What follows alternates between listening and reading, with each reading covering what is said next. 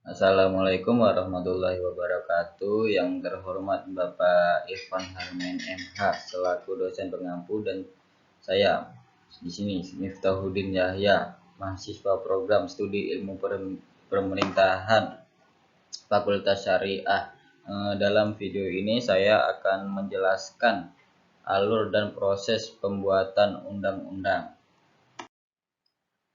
Undang-undang atau UU adalah salah satu bentuk dari apa yang disebut dengan peraturan perundang-undangan.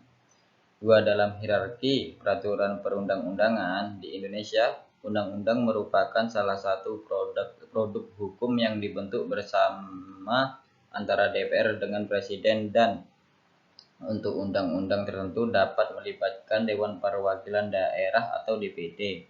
Yang ketiga, secara garis besar proses dan tahapan pembentukan undang-undang terbagi dalam 5 tahapan, yaitu perencanaan, penyusunan, pembahasan, pengesahan, dan pengundangan.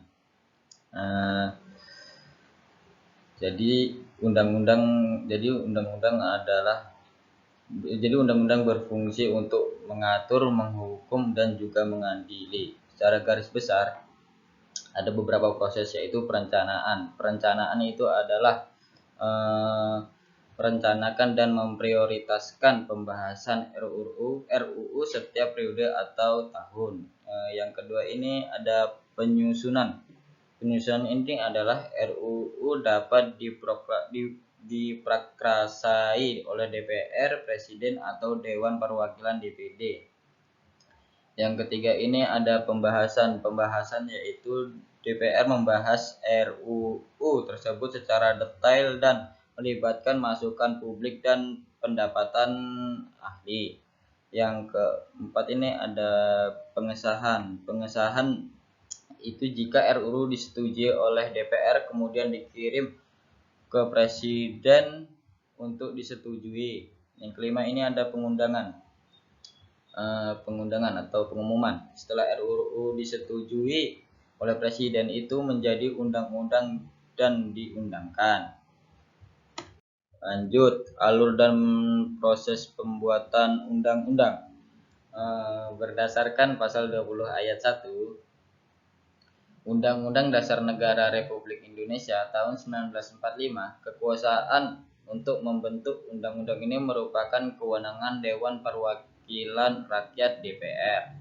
Selanjutnya di dalam pasal 20 ayat 2 Undang-Undang Dasar Negara Republik Indonesia tahun 1945 diatur bahwa setiap rancangan undang-undang RUU kemudian dibahas lebih lanjut oleh DPR dan Presiden untuk mendapatkan persetujuan bersama.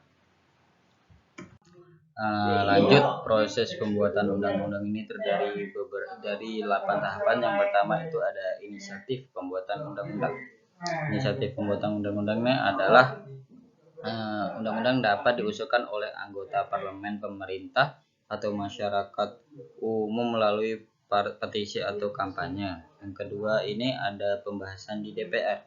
Pembahasan di DPR ini adalah setelah inisiatif diajukan, undang-undang akan dibahas oleh anggota parlemen di dalam komisi atau badan legislatif yang relevan.